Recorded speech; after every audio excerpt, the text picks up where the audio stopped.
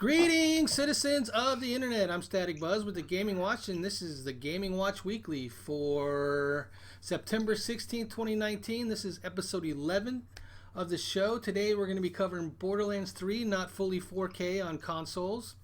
Final Fantasy VII Remake is going to have classic combat mode. Keanu is not dateable in Cyberpunk 2077. Sorry, ladies and gentlemen.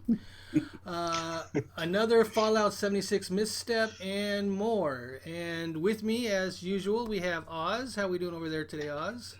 Doing good. Doing good.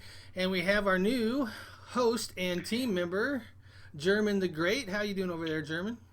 Pretty good. Hey, everybody.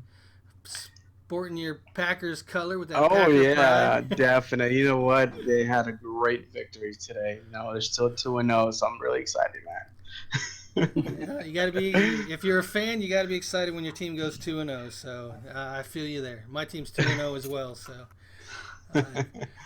All right, so let's jump into this. And our first news story is Borderlands 3, not fully 4K on consoles, even in their resolution mode. So Digital Foundry did a really good in-depth video on comparing PS4 Pro and Xbox One X on their site. So if you're interested in watching the whole thing, I'm not going to go into the full details of it. Go to their YouTube channel and give them a watch. But the game doesn't reach true 4K on either of the consoles. In performance mode, it tries for 60K frames per second and 1080p resolution.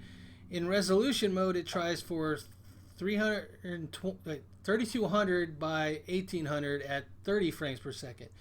True 4K resolution is 3840 by 2160 pixels, so it's off there just a little bit down. Yeah. And as I said, I'm not going to go into too many details. You can go watch the video, but I will say that the mode and place that the frame rate doesn't dip is on the Xbox One X, so in resolution mode. On that one, it stayed pretty much 30 frames per second, maybe dipping down to 29 here and there, very, very rarely. Even on the PlayStation 4 Pro in resolution mode, it dropped down between 25 and 30 frames per second, but it was kind of in the middle, more like 27, 28, and it did a lot of hopping. And on 1080p at 60 frames per second, it did a lot of dropping down between 60 and 50 frames per second. So I'm kind of disappointed that with as much development time as the game had, it doesn't have a better experience on high-end consoles. But I have been playing on my Xbox One X, and I have been playing in resolution mode. And it seems good to me, but if you're one of those people that really is into the frame rate and all that stuff, you're not going to get it on console. You're going to have to play on PC like Oz and I have been doing. Yep. To get that full 4K resolution, sweetness, goodness. PC is always better. I play on everything, so I'm not particular. So, I don't have the Xbox One X, but I'm a PlayStation 4 when I'm not on my PC. But like you, I was a little disappointed to hear that the resolution wasn't where we all wanted it to be for the other consoles. But of course, if you got a decent graphics card in your PC, it handles it no problem. Yeah, mine's been handling it fine, so I haven't had too many issues. I mean, we did have the one issue where it booted you the once. And then I think I just disconnected from the server or something. It was, I don't think it was performance wise. I think I just lost connectivity or something. Yeah. So. The other issue we had was my mouse was acting up, and it kept minimizing the screen, and then the cursor on the screen and my mouse cursor were showing at the same time, and they were doing this kind of thing, and it kept minimizing on me, and it was just weird. I had to change from full screen to full screen windowed and back again to get it to go. So So what about you, German? You gonna try Borderlands 3 on that PS4 you got over there? I most likely am, honestly. I mean, I'm a really big PS4 fan. I think I owned the first generation of Xbox, and after that, I've went to PlayStation. Loved PlayStation ever since, but I'm probably gonna more transition more to PC since the graphics are way better. Upgrading my PC here pretty soon. So definitely that's going to be in the works. And then I mean, having that extra, you know, resolution, I think that's way better than having nothing at all. But I mean, honestly, the pixel and frame rates and all that, you know, makes a huge difference when you actually are playing. Yeah, especially in Indeed. competitive games, that frame rate needs to be 60 on competitive games. If Yeah, it's Oh not, 60 yeah. then frames. yeah, Yeah, if you're doing a Twitch shooter, you gotta have your high refresh rate and all of that stuff. And Borderlands is quite twitchy when it comes to playing, as we've discovered. So, um, but it's yeah, fun. it's a lot of It's fun. it's a fun game. Hopefully, get some more in this week. Get some more live streams done on it. Yeah, indeed, I want to do that.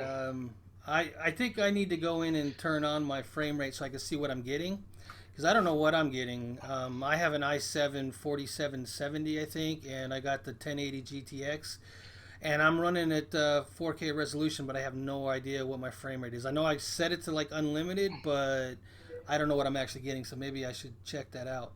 Speaking of things that are refreshing, or in this case, not so refreshing, tell us about this Keanu news in Cyberpunk 2077, Oz. So, unfortunately, Keanu's not going to. His character Johnny Silverhands is not going to be dateable in Cyberpunk 2077. So, between the gunplay, fist fighting, hacking, all of that fun stuff, they are going to put in time for a little bit of romance, sex, all of that fun stuff that CD Project Red likes. And unfortunately, uh, Keanu's character is not going to be one of them that you can romance. But I think that's because he's a AI, that chip that V steals at the beginning of the game and slaps in his head. That is where Johnny Silverhands resides. So I mean, So you're I saying it's guess you all in his head?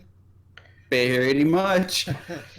So yeah, they're gonna have some romance tied in with it. Just Keanu Reeves' character is not gonna be dateable. Is it because he has a girlfriend already, or what? I mean, that's Oh something no, no. really. Well, in the game he's an AI, but in real life, I don't think he's been with anybody since his girlfriend died. You know, there's that where the whole sad Keanu meme comes from. So what you're Maybe we can see saying that is portrayed. that Keanu never escaped the Matrix and will be in this guy's head in the Matrix for the whole game. Exactly. Hmm. He's stuck in your head, so he's now. From what I've seen, you can either work with him or work against Johnny Silverhands. So he's either going to be on your side or not. Just depends on how you play the game. So you follow Cyberpunk 2077 at all, German? I actually haven't. That's the reason why I was kind of questioning. Is not is he like single? No, is he like dating? I mean, that's the reason why he's like, you know, not dateable. No. So Cyberpunk 2077 is you know The Witcher 3, right? In the Witcher Yeah. series, they're making a Cyberpunk 2077 game, and it's going to be coming out March next year. Is that right, Oz? Somewhere in there. Yeah. We always ask that question. We never know the answer when it's releasing. We need to iron that out somehow. Okay, Somewhere. hold on. All right. We had it on there, but Yeah. Once Oz finds that, we'll go with that. But for now, German, you want to tell us about the Final Fantasy VII Remake news that came out over the Tokyo Game Show? Yeah, definitely. So I looking at here at the Tokyo newsroom, basically saying that they're doing the whole um what is that called? Repetitive what's that ATB It's like an attack gauge. it's where you attack, right? Is that Yeah. where So you attack in the standard mode. You attack, and it builds up the ATB. And then once the ATB is full, you can use your special moves. And that's what they've been showing everybody with that. right? And so I guess they're going to come up with a whole remix on that where they actually going to integrate the classic version of it. So then that we actually can, play the classic version of it, which is nice because, you just take turns and whatnot, having to go and attack. So you're So, talking about the turn-based combat. They're adding Yeah, that. Nice. That'll be nice for the people who like the classic. Yes. which would be really interesting. I like the classic turn-based, honestly. Well, we've been struggling with when we're streaming Borderlands 3. That's just so much action on the screen that it's hard to pay attention to chat. I have to assume it'd be the same thing here, where if you're in the standard mode and you're attacking, it's gonna be a lot of action. Where if you go to turn-based, you can actually take your time, pay attention to chat, and go back Yeah. and forth. So I think it'd be more a streamer-friendly mode. More interacting, that'd be really more, I guess, more sufficient for gamers out there that the stream, because honestly, the more you interact, the more better the quality it is. Yeah. Yeah, you don't want to leave your fans coming in and saying hi and you're not saying hi back. That's never good. Yeah. We've done that, so Yeah, we're Yeah. sorry. We didn't do it on Yeah. purpose. It's not. We're not ignoring you. We're there. We love you. Come back. Come back. So the release date for Cyberpunk 2077 is April 16th, 2020. Okay, so it's a month off. So April. Yes. So speaking of release dates, Apple Arcade is coming September 19th.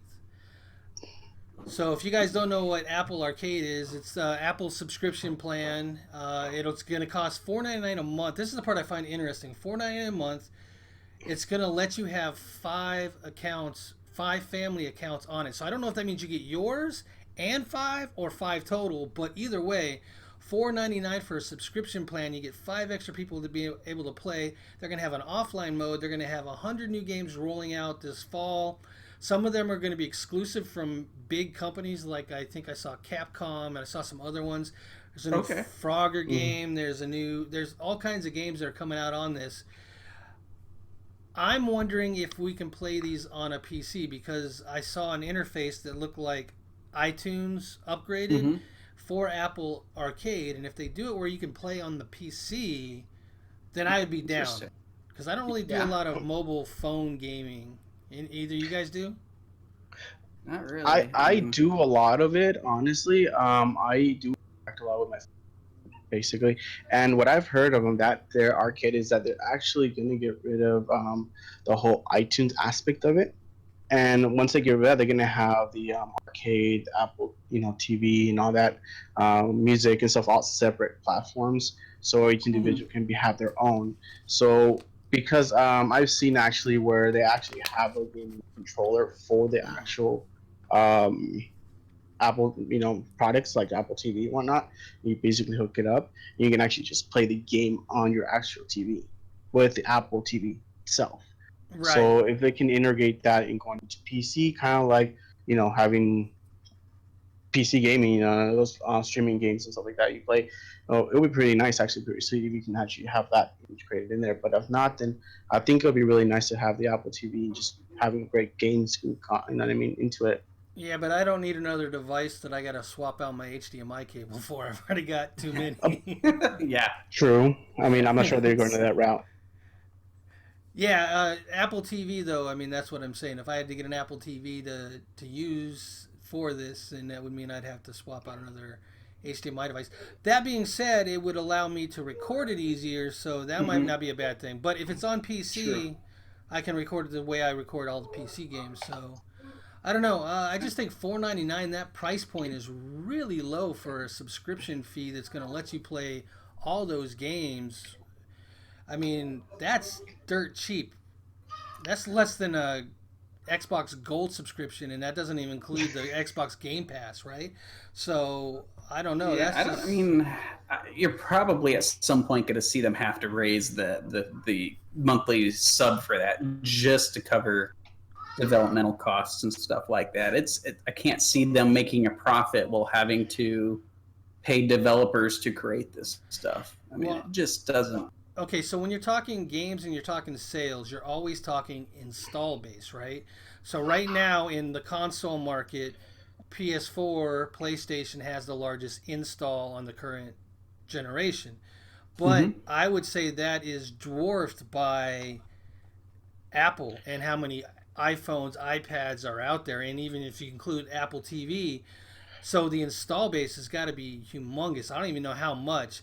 And if you just got like 10% of them to do this, I think they would definitely make up their cost. Maybe. I don't know. It's one of those that we'll have to see. Yeah. That seems low for the type for the availability of games you're gonna have. And the 5 family members, right? Because that's like True. 5 I mean, subscriptions they're not getting. Yeah. So that, like I said, I don't know. We're gonna have to see and find out. Yeah, it's gonna be definitely a wait and see. It'll happen in due time. I think it'll eventually have to go up, but that's just me, and I'm the skeptic. Yeah, and the other thing is typically mobile games are smaller in scale to PC and console games, so we'll have to see if they can get theirs up to a larger game. So we'll see if they can do that. But speaking of companies that like to go with larger scale games, Ubisoft isn't planning to go to smaller games?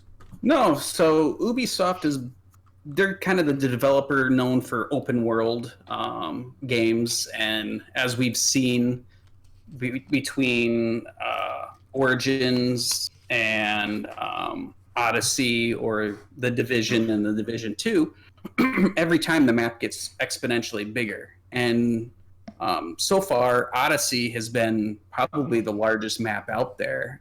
So they're talking about not going back to this 15 hours and you're through the storyline and there's nothing else to do. So like with the DLCs for Odyssey and all that stuff, I get from what I was reading in the article, somebody clocked 150 hours starting and doing then all of the DLCs, like doing everything, all of the missions, accomplishing everything, ranking it up.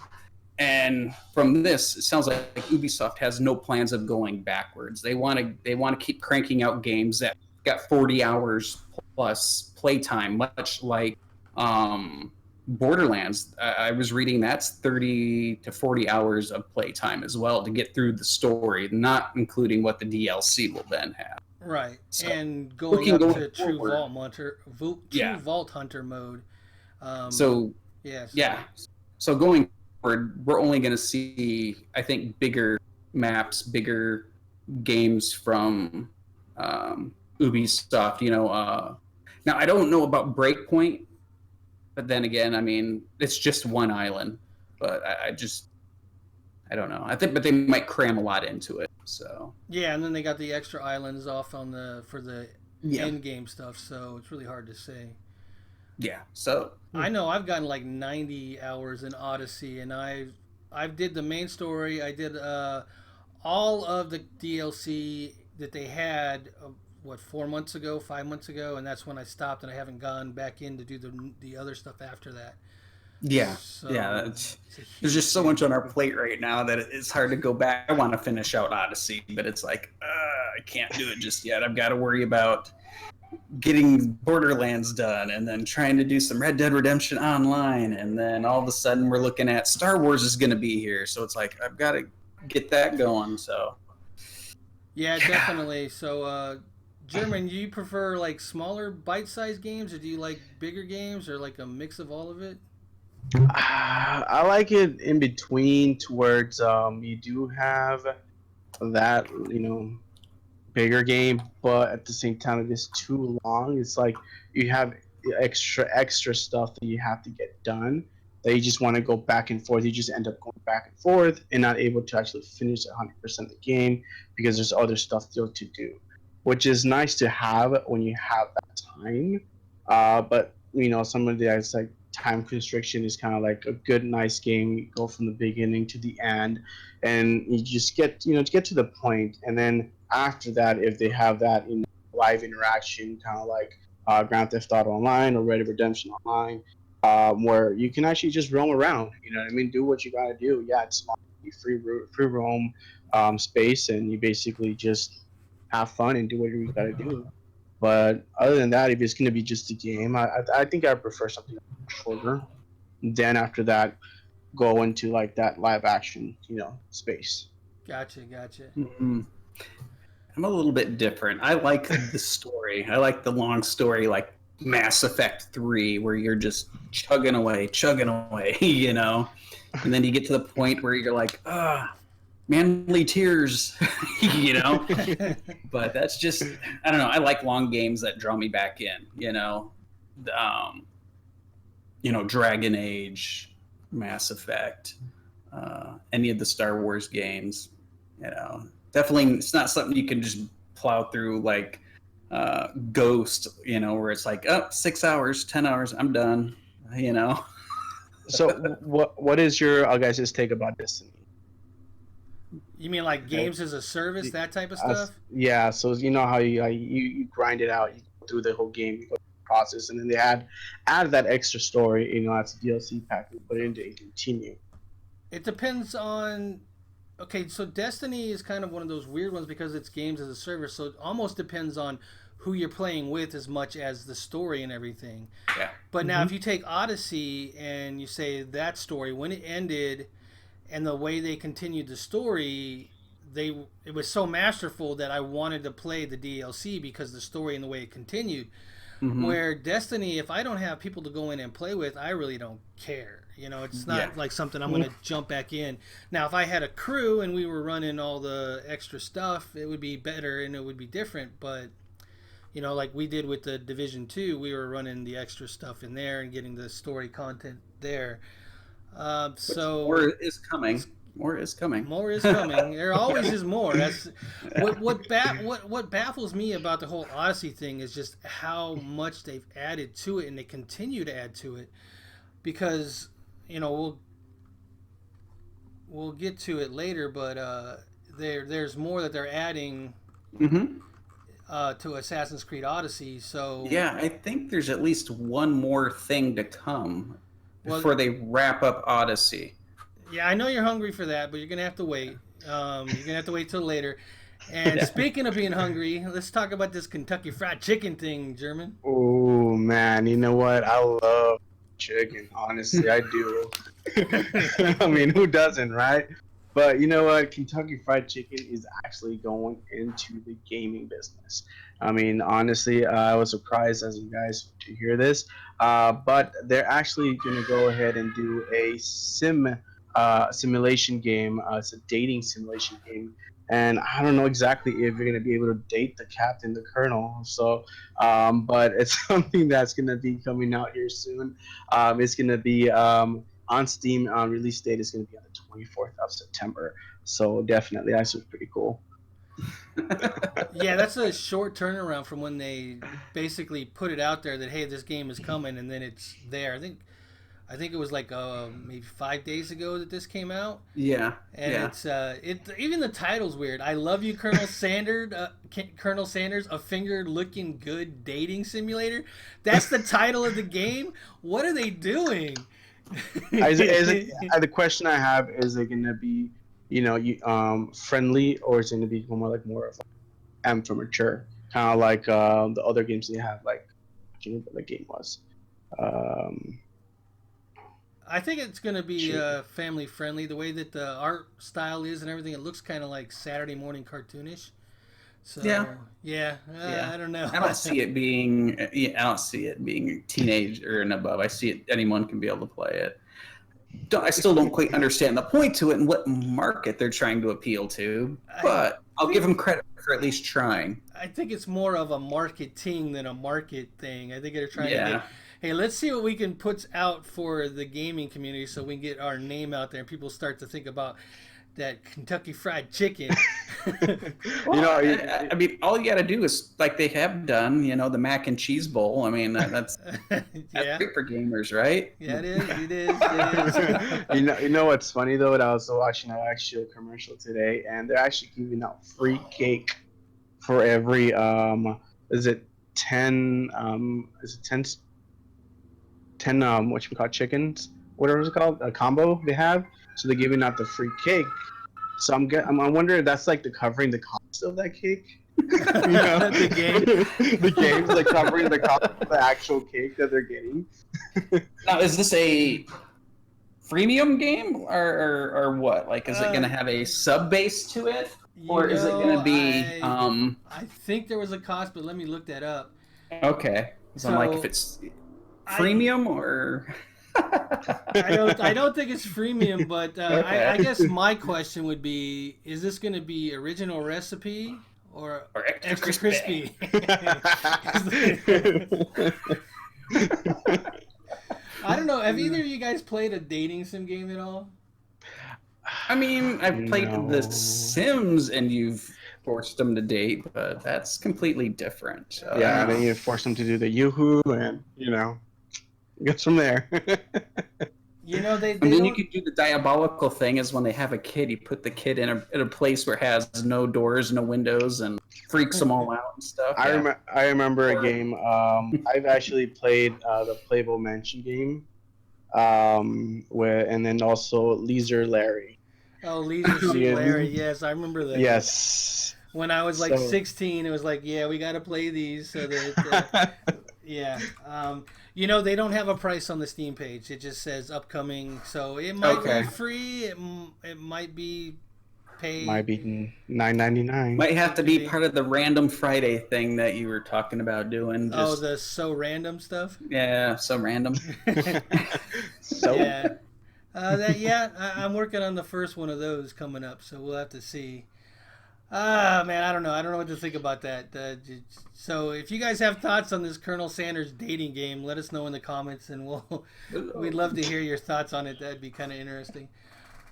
Rage 2, its first expansion is set for September 26th. Fighting off a sneeze. All right, I'm good. So, Rise of the Ghost, that's the name of the DLC, the expansion. We'll see an old threat returning to haunt the wastelands once again. I don't know who the old threat is because they didn't go into it, but you get to explore a whole new region, face a lethal new faction, and gain access to new weapons and abilities in Rise of the Ghost. The features they're going to have is a new storyline, new enemy faction, like we said. You're going to get a new region called Overgrown City. I guess the faction's called Ghost. I missed that. The new weapon is the Felt-Right Laser Launcher. No idea what that is. The new ability is called, Void. And the new vehicle is the Ghost Motorcycle. Interesting. So I've beat that game twice. So I might have to go back and just run through this and see what it's about. Have either of you guys played Rage 2 besides me?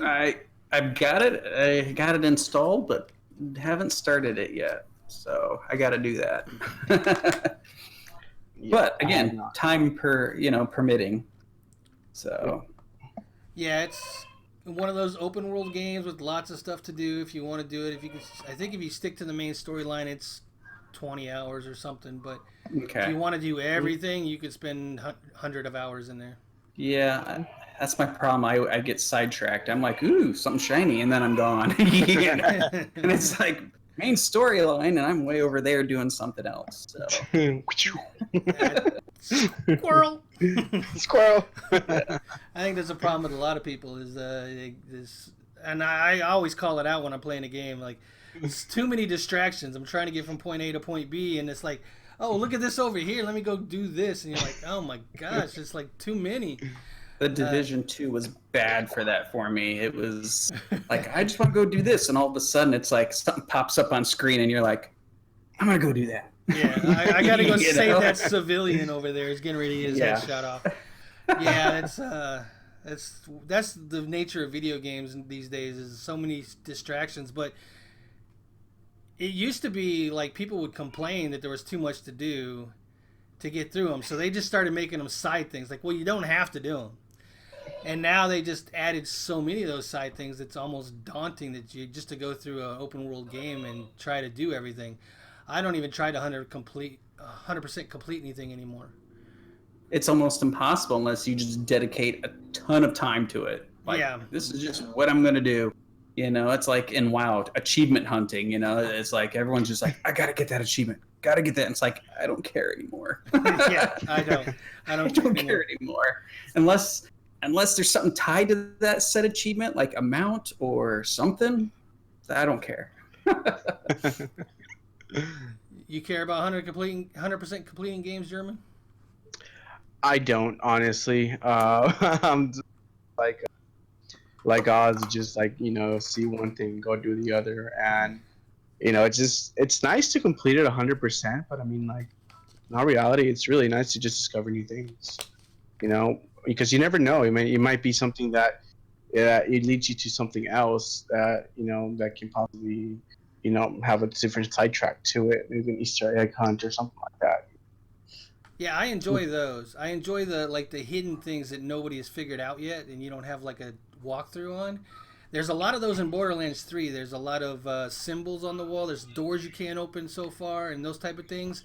I ran into if you go to certain areas, Hammerlock will start talking to you, and there'll be like these uh, mini boss fights that you got to go through to complete Hammerlock's legendary hunt, and it'll put it on the map. Just those kind of things I think are cool, but I don't want to have to like think about okay to do this I got to go collect Assassin's Creed the second one or third one, all the feathers. I don't know if you guys remember that. I did all that. Yes. I did all that. I killed all the Templars. I did like 100% that game.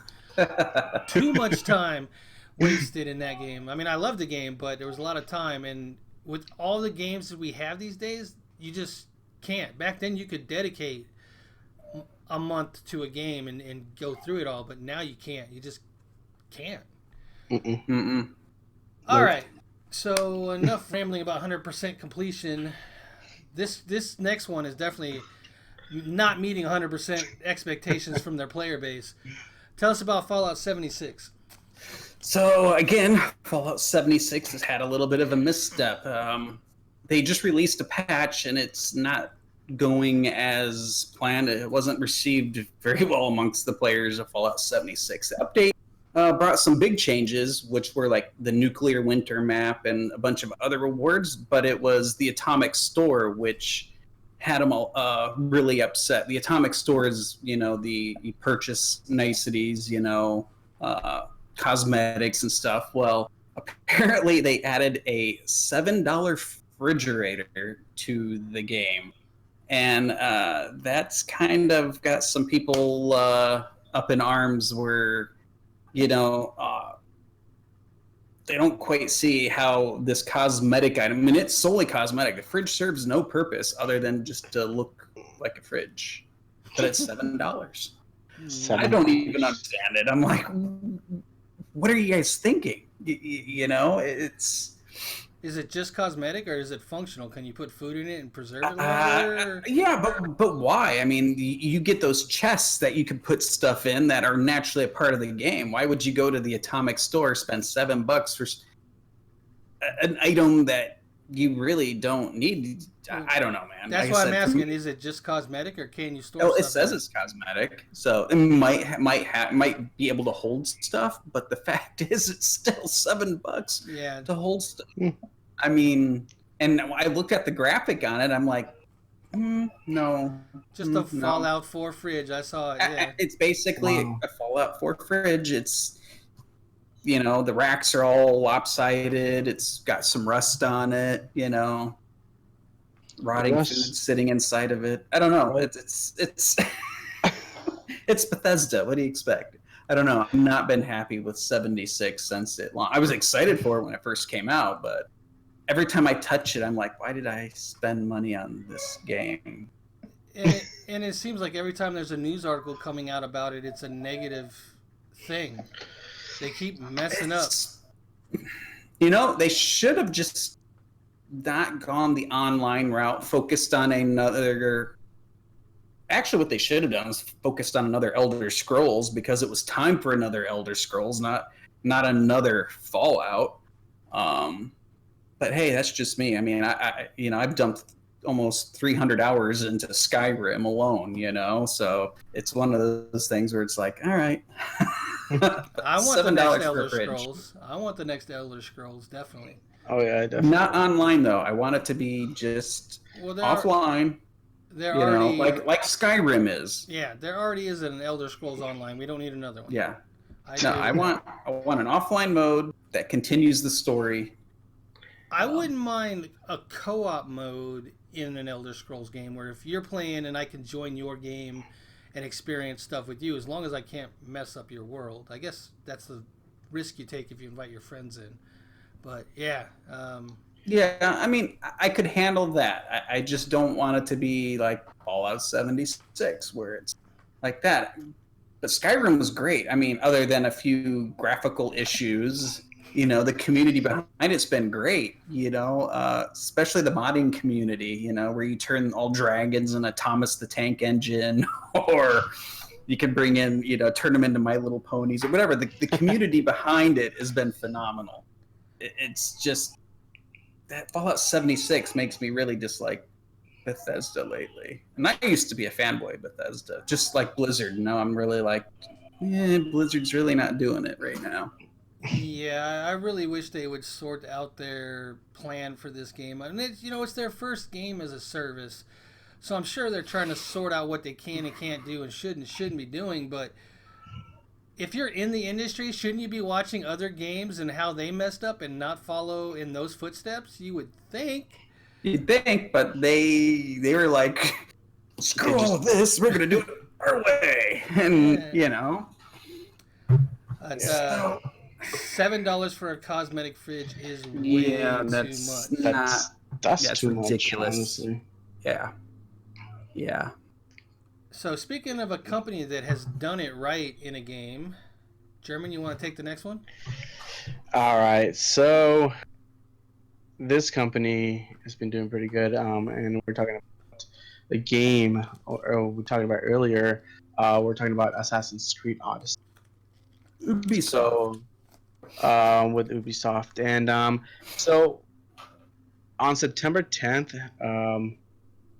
an update was released and for Assassin's Creed Odyssey, and include a discovery tour among other things, which the discovery tour will let you explore ancient Greece without the worries about being attacked.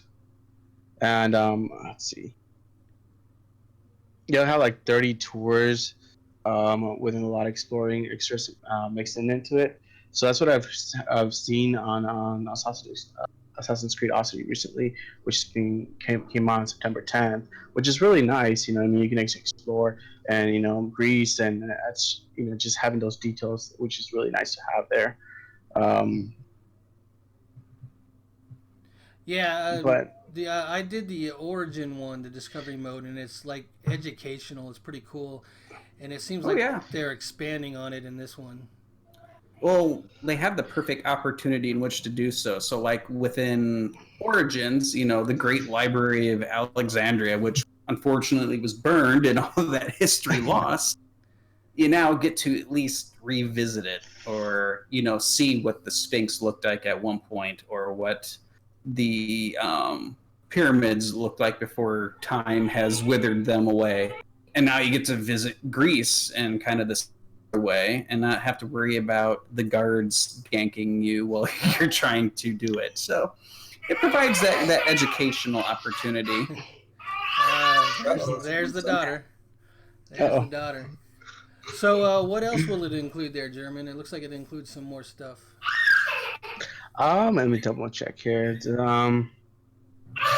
So it will also include special mounts, and will let you unlock avatars you can play with, and these are all exclusive to Discover mode. The update will include at least I'll be right back. Sorry. The last episode for the Lost Tales of Greece storyline, of course. Yeah, I think that's the third part in that storyline. I'm not sure if they're coming out with another one, but if they keep the way they're going, they're just going to keep introducing more and more. Sorry about that. It's all right. They're gonna keep introducing more and more storylines and keep going. And I thought it was pretty cool that you're gonna unlock avatars and you'll be able to play as the avatars. So that should be pretty interesting to see which ones you can unlock in Discovery mode and play as. You can only play as those in Discovery mode, but it's still going to be kind of cool. If you could carry them over to regular game, that would have been great. Oh, I don't know. I kind of like just having the two, and when you put armor on them, it changes. I mean, you start adding the other avatars with all the different armor and making it fit them. Because I saw a picture of, like, one was like a little boy. So one of the kids that I saw earlier in the game, and I can't remember where, but he was one of those, and it just wouldn't seem right to put the armor on a little kid and go around. Why not, man? I have that armor from Hades where it's all scorched and lava. Put that on a little kid, man. You know. You see him going like. Helmet are coming out, Fred. She's Assassin's Creed, the infant edition. Well, I mean, they're gonna have to go back, I think, and tailor things back because, like, with Odyssey, neither one of them were a part of the Creed. You know, either Alexios or Cassandra. Yeah, I can't remember the female. It's Cassandra. Cassandra were part of the Creed. I mean, granted, they were like Gen 1 of the superior beings, you know, when they intermingled, but other than that, you know, they didn't. You could go through and you could kill civilians in this game and not desynchronize. With the other ones, when you killed too many civilians, you desynchronized and were kicked out of the Animus. So, yeah, they really put you into the world in this one and didn't really take you out that many times. Well, I mean, you didn't have you weren't bound by the Creed in this one at all. So, like, you could kill somebody and be like, whatever, just another dead person. Wipe your hands off. I think where the Odyssey story and the Assassin's Creed story merge is on the First Blade DLC. Oh, yeah, the First Blade, yeah, that's where that's when, yeah. But I think that's where the bloodline of the ancients, or whatever you want to call the godlike beings, got put into the Assassin's Creed line. Yeah. I mean, it fits. They make it fit. It's just I'd like to see them go back to being a part of the Creed and go, I don't know, and do a different time, you know, maybe something a little not as far back, but come a little forward, you know, not too far forward. You know, medieval times would be nice, something like that, around that time frame, you know. I think they're going to Egypt next. They already did Egypt. Not Egypt. I'm sorry, not Egypt. Rome. Sorry, that's what I said. No, that makes sense. I mean, after Greece came the Romans, you know. So. But we're all clamoring for a Japanese one. I mean, who doesn't want to be a ninja in the Assassin's Creed world? Hey, man, I want to see Mother Russia. Something that takes place in Russia. No, that's interesting. I mean, I thought they did a spin-off, a small one where it was in China. They did the side scroller Assassin's Creed China. I forget what it was called, and then they did. I own it. I think I've never played it, but they did the colonial one with the Assassin's Creed where you were it was on the Vita that they eventually HD'd and put out on the other consoles. Oh, the one where you were an assassin that you're the female turned Templar. No, that's Rogue. This one you're a female and you it might be Liberation. Liberation. She's a freed slave. Yeah, and she becomes an assassin. I played it. That's a good one. I played that one. Yeah, that's a good one. So, I know they got all kinds of places they can go with it. I honestly would love for them to go back to Assassin's Creed 1 and not HD it, but remake it with this new engine they have and open up the world and have it play like Odyssey plays. I think that would just be epic, going back to the original story. And that's what you wish for. I know, but it was more based on historical facts than what they're doing now. The only difference is it's debatable on if the Templars were good or bad, and it probably depends on your view. If you were Saladin, they were bad, but if you were a Christian back in the time, they were good. So it all comes down to your perspective. But the Old Man on the Mountain, and where the assassins actually started in history, their coverage of that was, I mean, they took it and they did their own spin-off on it with the Apple and everything. As they've done with all of them. But I really enjoyed that they stuck a lot with the mythos of that. And I wouldn't mind them going back and covering that again. Yeah, they tie all of that. Even like the one in Syndicate where Jack the Ripper was an assassin that kind of lost it. So yeah. You playing any Assassin's Creed there, German? You know what? I've been out of the gaming thing for a little bit lately. I'm actually trying to get back into it. I think the last game I played on console will be Destiny and Red Dead Redemption, which has been a while now. I haven't played much in a lot of those kind of games. I've been a lot sidetracked into other stuff that I've been doing, but actually, I'm actually kind of back into it. So as I go along, I'll definitely go ahead and give you more details and feedback regarding that. Cool, cool, cool. Yeah, Assassin's Creed's a good series, one of my favorite. Yes. So moving on to the next one, Gears 5. You want to tell us about that one there, Oz? Sure. So Gears 5's out now, and technically, I guess it's been available since September 5th if you had the Ultimate Edition. But they've had some pre-launch issues, so connectivity to server issues. That was the biggest one where people just couldn't connect, issues getting into matchmaking, stuff like that. So basically, they're going to hand out, 600 scrap, which is, I guess, the currency that they use for their market to make up for the issues they've had over the pre-launch and afterwards with the server connectivity issues. So within the next couple of days, if you have Gears 5, you should see 600 scraps sitting in your account waiting to be spent. Give me the scraps. Give me. Yep. So, now, like I said, I haven't really played Gears in a while, but I do like the story behind it. It's a shame that this one had such a bad launch. Well, I don't know if it technically did. The early access is where it had the trouble. When it launched, I think they fixed all that. Everybody nowadays seems to buy into the early access. You might as well call early access launch. Yeah. I mean, so like when I get some through Ubisoft, I always get the Ultimate Edition just because it's like early, all of the cosmetics, and the season pass. So I don't have to pay extra for the damn DLCs. So yeah, I mean, it's just, you would think by now they would have this figured out, but then again, in typical fashion, like with Blizzard and WoW Classic, they just did not have everything lined up to handle the influx of people or server stability issues, whatever. Yeah, I'm not sure what happened there.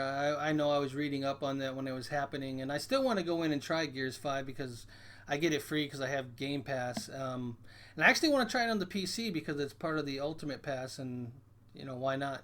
My PC's better than my Xbox One X, so might as well jump in there. Hands down, PC's always better.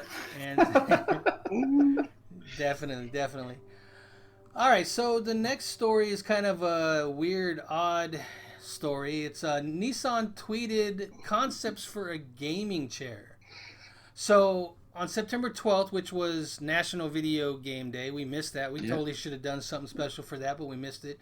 Yep. Nissan tweeted some concept art for gaming chairs, and it got a lot of retweets and a lot of people commenting. It also had a poll asking people which chair they preferred. There was 3 chairs. The GTR version won by a landslide, and that's looks kind of like my chair a little bit in colors and scheme, but a little bit different in the Nissan style. They have no plans on currently making these. Basically, the tweet was to gauge interest in the chairs. So we'll have to wait and see and what if they do or not. Would you guys? Those are nice looking. Yeah. Would you be interested in seeing if the Nissan, if they came out with chairs, would you be interested in one? You guys? I think I would. I mean, I think it'll be comfort and it'd be really something new. I would say. Lumbar support. The GTR, that one's pretty slick. Yeah, it's pretty cool. It looks really nice. I like it. So, I would. I mean, I've been wanting to upgrade to a gaming chair for a little while now. Just really haven't. But it's definitely on the upgrade list. Yeah, it's on my list to replace this one because I've had it for about 5 years now, and it's a good chair. It's sturdy. Yeah. But the little the armrests are starting to crack and stuff like that. So just over time. So I'm looking for a new one, and I wouldn't mind getting a Nissan one depending on their pricing. It'll be really nice if they actually install speakers on their sites. Did they? With a Did they? nice little mic. No, it does not show, but I'm just saying, like, with the whole concept of what I'm looking at it right now, it's like it'll be nice, some nice little speakers right there. You know what I mean? It'll be super nice. Just to have it's just something more of a cosmetic kind of deal that you just comfort so that you just watching the video or whatnot. You don't have to go in and put in your headphones on or something. Just basically just lay back and enjoy the show. Yeah, that would be kind of cool. Definitely kind of cool. All right, so now I'm going to hit you both with a surprise segment for the show, and hopefully I can do this every week. And this is going to be the topic of the week.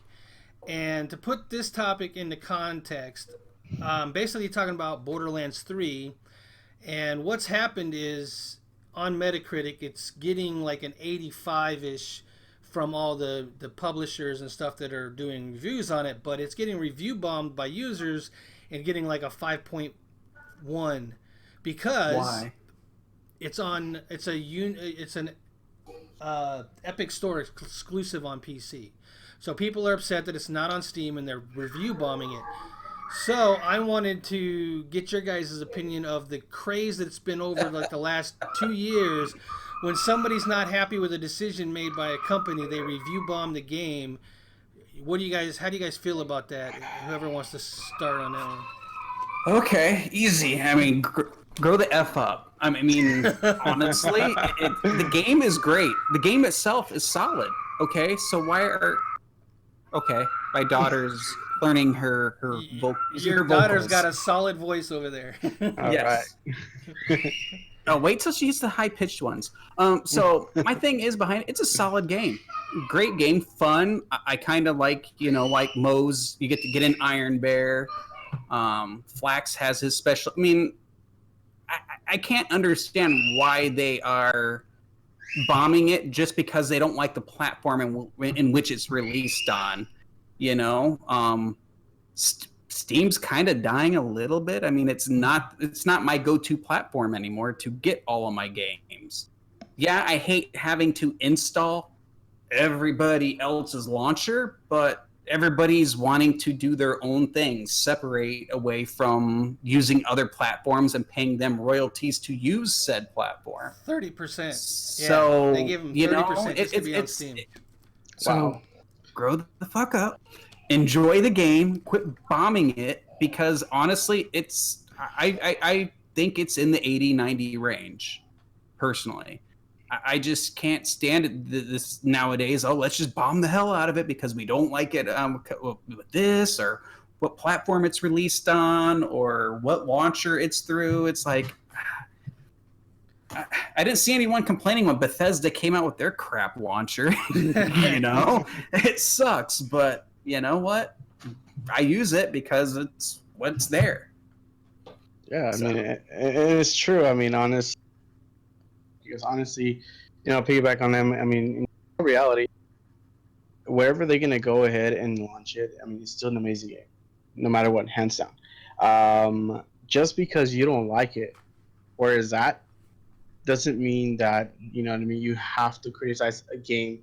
You're criticizing the game before you even play it, or you're trying to make a point out of something that is not going to change. It's already preset.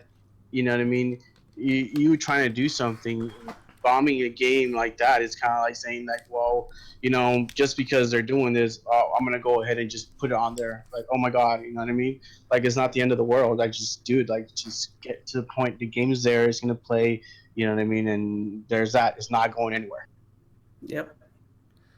So for me, this whole thing of review bombing is just getting out of hand. And I've seen games that have been out for like a year, and because I think even Odyssey got review bombed. Remember when they did the whole Cassandra or Alexio and they had a kid, so to have the kid they had to have a different sex relationship. So the LGBT, I hope I said that right, community started in an outrage, and some people, I don't want to say that they were part of that community, but there was a lot of people that went in and review bombed Odyssey because of it. The game's been out for like months, and you're going to review bomb it because they made a bad decision? That just doesn't make any sense to me. Not a bad decision. Well, they made a decision that wasn't favorable by a group of people. So okay, so get over it. I I'm mean, with you. It's an IP. It's an intellectual property. If that does not fit my intellectual property, and you don't like it, don't play it. You know, I mean, it was kind of like with Overwatch and Blizzard going, okay, they set aside these specific characters to fit these specific communities. You know, one of them had to be high functioning autistic, and this one had to be specifically a lesbian, and this one specifically to be gay. And it's like, it doesn't matter. It's a shooter. Who cares what the backstory is? You know, my thing is it's a video game. You know, it's entertainment. It's meant to tell a specific story, and if your narrative doesn't fit that, why bomb somebody else's hard work because you don't like it or it doesn't fit your narrative? I'm just kind of sick and tired of that being rammed down people's throats when it doesn't need to be. You know, it's a game. Enjoy it. Enjoy it for what it is. If you don't like it, don't spend your money on it. Simple as that. Find a game that fits your narrative. Or if you don't find a game that fits your narrative, go and make a game that fits your narrative. I mean, this is the day and age of, people just doing it, making their own games, and either they make it or they don't, you know, so. But in particular, the Epic Game Store exclusiveness, and getting review bombed because of it, I think is ridiculous, in the sense that these people that are making these games, they're part of a company, and companies are out to make money. And if you can't make money on Steam, you're gonna try to make money elsewhere, and that's what they're trying to do.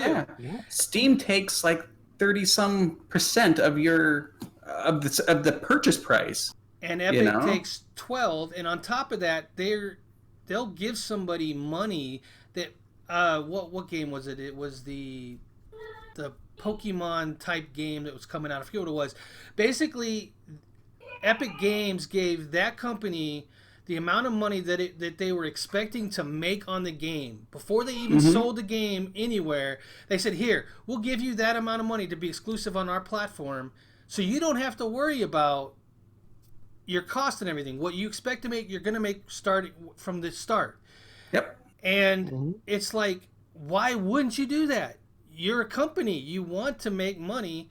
So these people that are, you're going to Epic Store and being exclusive, it baffles my brain. There's nothing wrong with Epic Store. I mean, it's just another launcher. It's all it is. And it's less money out of Gearbox's pocket, and less that goes into the guy that owns Valve, you know? So. And I think it's beyond that, because I have some friends that are like Steam fanboys, Valve fanboys to the core for a long time. And these friends have even said, I don't even go there anymore for my community. I don't go to Steam to find my friend list of stuff. I go to Discord. That's where my friend list is now. So the arguments that these people have that Steam has these features and stuff that, Epic doesn't, I don't think holds water anymore, because people aren't using those features. It's just something to complain about. And gamers... I mean, you're not going to use Blizzard's voice system when you can use a service such as Ventrilo or Discord and get better quality. Yeah, you know, so it's the separation of services, which needed to happen anyways. So everyone just needs to quit complaining and use what suits their needs the best. And right now, it was like Ventrilo at one point that was it. Now it's Discord, you know? So gamers go with what fits their need. And usually it's better quality and it doesn't cost as much, you know? For me, I don't know where this entitlement came from for gamers. Like, the gamers out there, they just like think that they're entitled to say whatever the heck they want. And, like the game I was talking about earlier, when Epic exclusive, they were getting death threats. So that's that beyond whole- the review bomb. That's entitlement to the extreme. Just get That's over the whole yourselves. internet tough guy thing, that anonymity of being behind the screen, you know, because it's like you wouldn't say that to the developer's face. You wouldn't say that to them in public, but when you're behind your gamer tag and you're behind your keyboard and screen, I mean, of course you're gonna rant and rave and be like, well, blah blah blah, you know. But you know, they I don't know. It's just like I can't really stand it. It's like just enjoy it. It's an entertainment. Enjoy it, or if you yeah. don't think you're gonna enjoy it, skip it and don't try to ruin the Yeah. experience for everybody else. True. I mean, I guess they're just kind of butthurt because the other ones are on Steam, so they wanted it on Steam as well. But too bad, so sad. Steam just cuts into that profit margin, and when Gearbox only puts out, you know, certain style games every so often, I mean, it's all about profitability, getting it going. So I don't see anybody crying about the Apple Arcade and it having its exclusives and stuff, because that's a mobile market. You know. But if they release it on PC and the games that are on PC are exclusive to Apple Arcade, they might. I didn't start see. saying, Well, I mean, I don't know. Like Ubisoft releases on both platforms. They'll do Steam and they'll do the Ubisoft launcher, but I don't know. I've really gotten away from Steam for the most part anymore. I mean, unless it's one of those self-developed games or it's one of those older games like Knights of the Old Republic. I mean, that's the only place to get it anymore if you don't have the disc. So it's great for that old stuff. I go to where the sales are. Wherever I can get it cheapest, that's where I'm going. True that. I mean, that's also important. So choose your own store and just go get your game. Honestly, Yeah, that's what it comes down to. Because you can go to GameStop, get a cheap game, or you can go to Walmart. You know what I mean? Choose. You know what I mean? Get a used, get a new. You know, it's the same thing.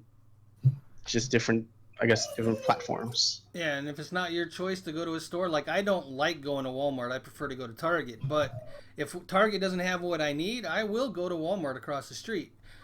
It's not my first choice, but at the same time, you don't see me going to Walmart's, page and trying to review bomb them, hit them up in a form. You guys suck. I hate you. Why are you selling this and I want it over my Target store? No. We're getting that now because they're now. So yeah, I don't get that. All right, so we beat that dead horse. Let's go into game releases for this upcoming week. All right, we have The Surge 2 coming out September 24th on PS4, PC, and Xbox One. Yep. Contra Rogue Corps, September 24th, PS4, PC, Switch, and Xbox One. Code Vein, which has been delayed to nauseum, is now finally coming out September 27th. Yeah, it was only like a week or so, wasn't it? Oh, no, that was the second or third time it's been really okay. So, September 27th on PS4, PC, and Xbox One. Here's a game for German. Tropico 6 gets its console release on September 27th. PS4 and Xbox One. You probably already have it on the PC, though, don't you, German? Yeah, I'm going to get it on the actual console. It'll be really super awesome. Nice.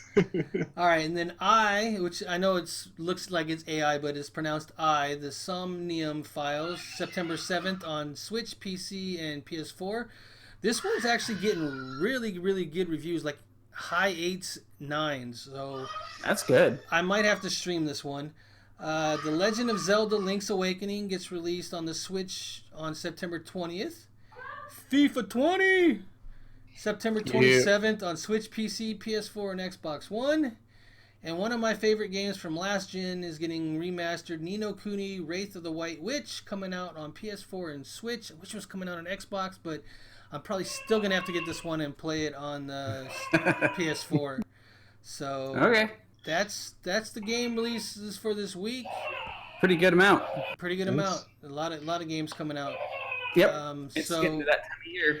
Yeah, it's all that pre-Christmas stuff. So